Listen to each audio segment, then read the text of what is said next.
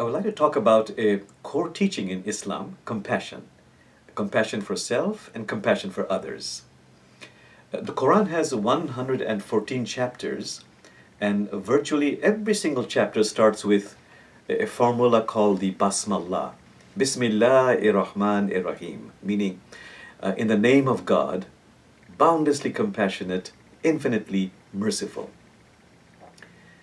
A Bedouin once asked the Prophet Muhammad, peace be upon him, what is the inner meaning of this Basmallah? And the Prophet Muhammad replied, have compassion for yourself and compassion for others. So for many spiritual seekers in Islam, this is the secret to life. Can I understand the meaning of, can I cultivate a compassion for myself and compassion for others? So how does one explain the beauty, the majesty, the power of this divine quality, compassion? Spiritual teachers, they use the metaphor in nature of water to explain this.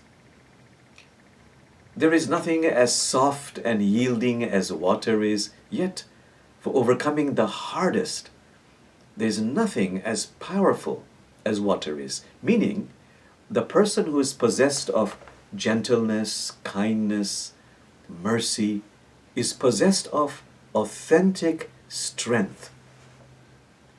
Then the Quran suggests, wherever water falls, life flourishes. There are verses in the Quran that say, the earth was parched, the waters of mercy came down, and the earth became clothed in green. Meaning, the person who is compassionate is life-bestowing, life-affirming, life-giving. Thus, compassion is authentic strength and it is life-bestowing. What does it mean to be compassionate with oneself? Of course, it has many meanings, but a very central one is, can I be gentle? Can I be soft with my difficult feelings? You know, Carl Jung, who studied many Eastern traditions, he said, would you have the courage and the grace for once to kiss the demons and dragons within you? That is how they turn into a prince or princess. So in Islamic spirituality, there are many, many practices, techniques where you really begin to embrace not only the 10,000 joys of life, but also the 10,000 sorrows of life.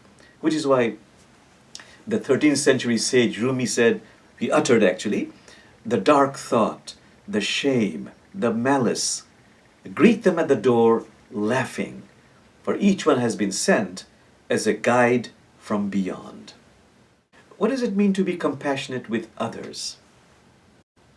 Again, it has many meanings, but a main one is that in dealing with the other, who is an adversary, know that I am angry or resentful with that person's behavior, not that person's being. So to be compassionate with somebody else who is an adversary, it means, may I become compassionately aware and make a discernment between behavior and being. The great sage Kabir, I believe 16th century, he had this formula. He would say, please protect yourself. Don't allow yourself to be abused. Take the right action. But as you take the right action in your speech and in your deeds, he would say, I beg you, do not keep this person's essence, being, out of your heart. The behavior might be terrible, but the person's being is sacred. It's Allah nature, Jesus nature, Elohim nature, Buddha nature, Krishna nature. And just keeping this discernment in one's mind, this distinction between behavior and being, has the power to shift heaven and earth.